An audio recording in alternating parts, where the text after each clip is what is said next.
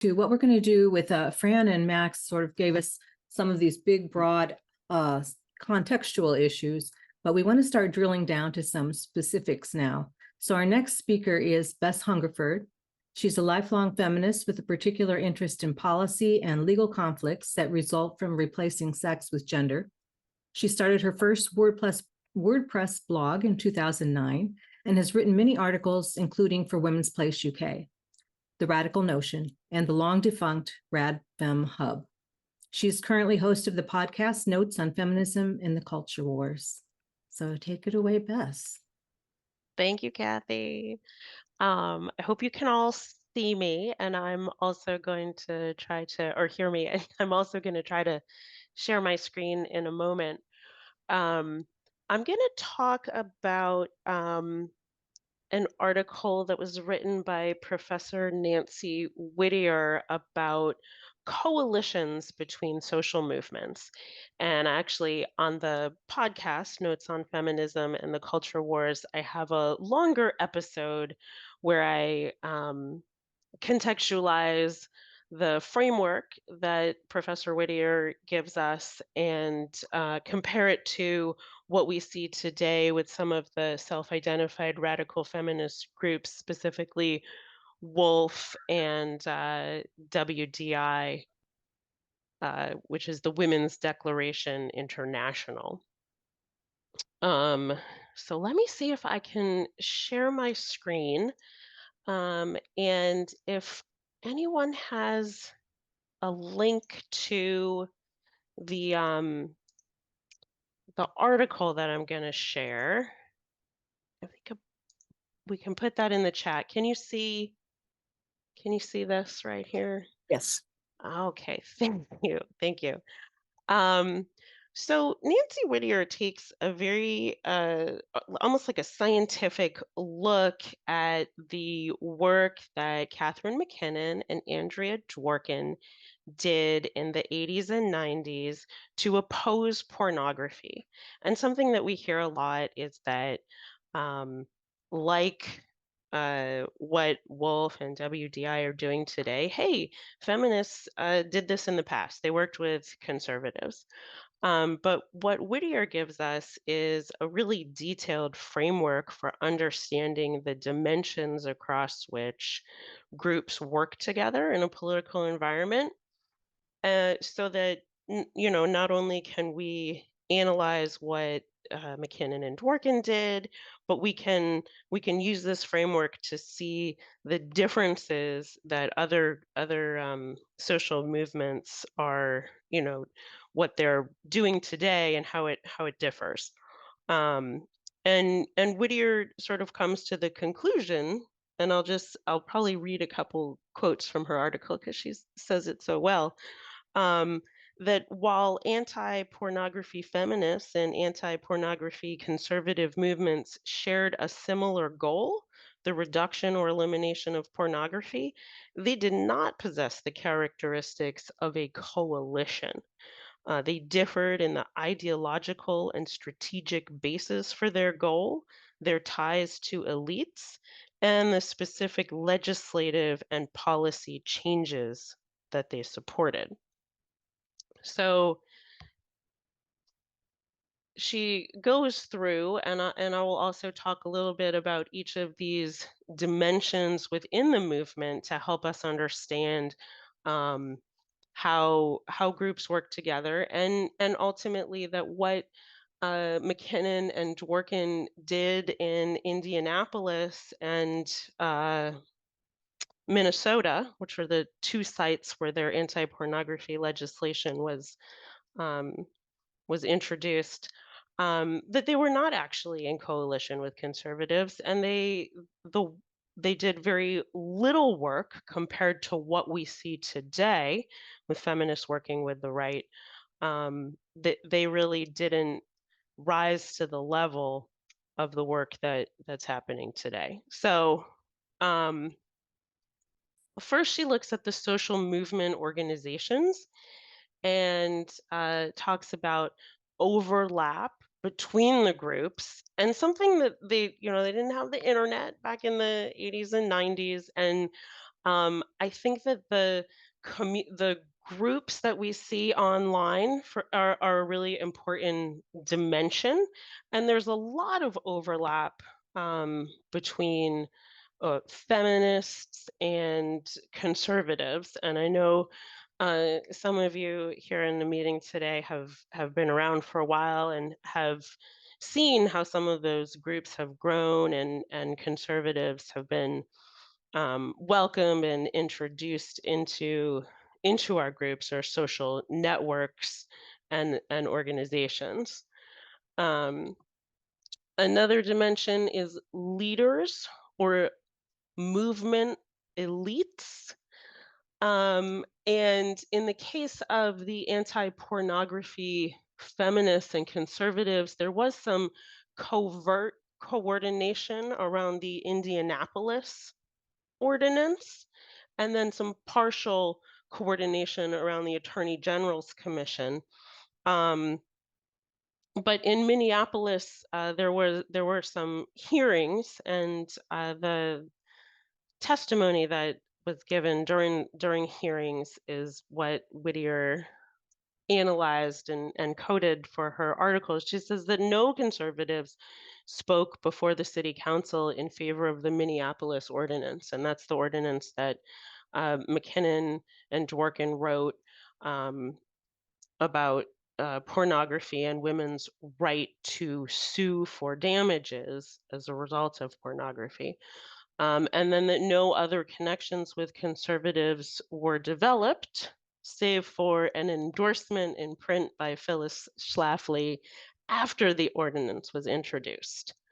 Um, so they really were not coordinating together in the way that we see now. And there are a lot of examples of um, Wolf doing letters to the editor or public appearances alongside conservatives in a way that Dworkin and McKinnon never did. Um, so another dimension is social ties or movement community, and I think that touches on um, the social media networks that I was talking about, where we see, a lot of women, a lot of like gender critical women following Matt Walsh, for example, or promoting like his movie, What is a Woman?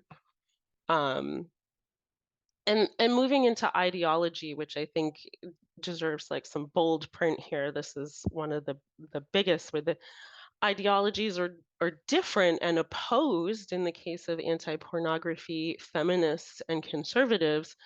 Um, but in a lot of cases, I don't see much daylight between what excuse me, what we see with self-identified radical feminists and conservatives today.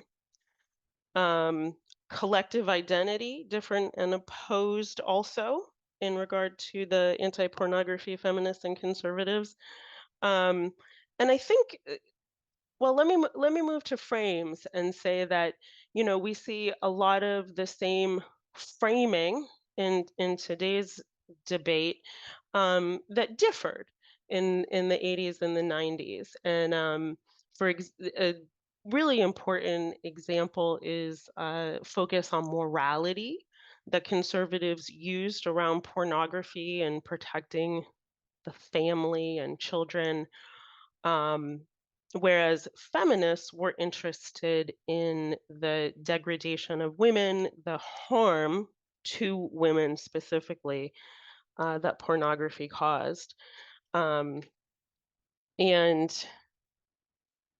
today we see, I think, similarity in the narratives around transition and the harm that it causes. We see a lot of saving the children, which is a famous conservative interest, saving the children. Um, and conservatives often using religious and moral arguments in both cases. Um, so the frameworks can be very It's an important differentiator in the case of adversarial movements. And there's also an article that McKinnon wrote in 1984, which was sort of like the height of the some of the anti-pornography hearings, where she lays out her arguments against obscenity laws, which were the legislative or the legal vehicle that conservatives wanted to use to limit pornography. And she's this is a morality frame as opposed to a harm frame. Um, so she's during that time very clearly showing her difference between feminists and conservatives, um, in a way that currently we don't see that adversarial or difference coming up, mostly just similarity.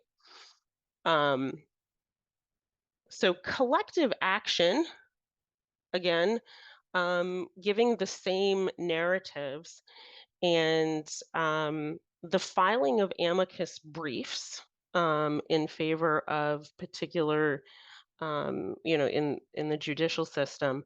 Catherine McKinnon did file several amicus briefs, but she didn't do so in coordination with conservatives. And as I'm sure many of you know, Wolf has submitted multiple amicus briefs to different appeal courts, up to and including the Supreme Court, um, sometimes jointly with conservative organizations such as the Family Policy Alliance, and then sometimes on their own behalf, um, but in favor of, for example, clients of the Alliance Defending Freedom. And an example of that would be like the Harris funeral case, which became ultimately the Bostock decision. Um, so moving on with our dimensions, we've got 4 more here. The specific issues and goals and shared to eliminate pornography.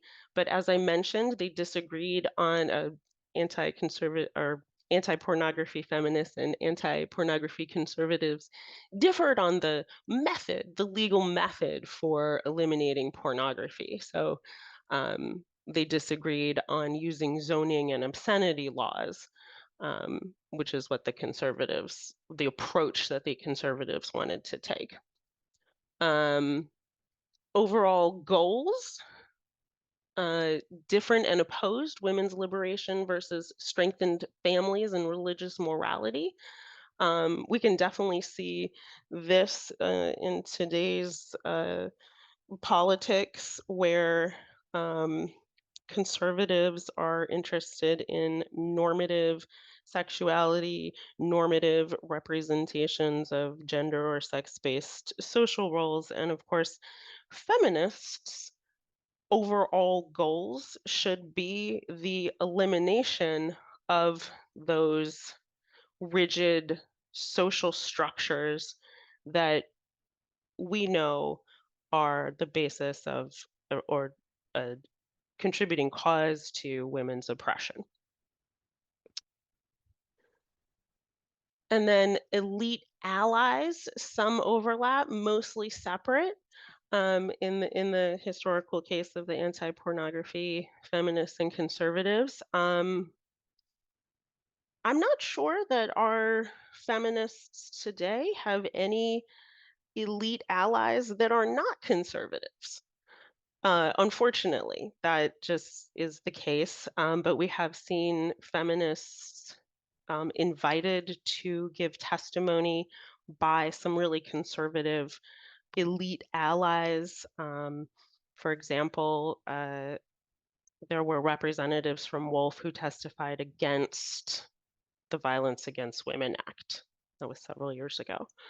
But they were invited to do so by their elite conservative allies.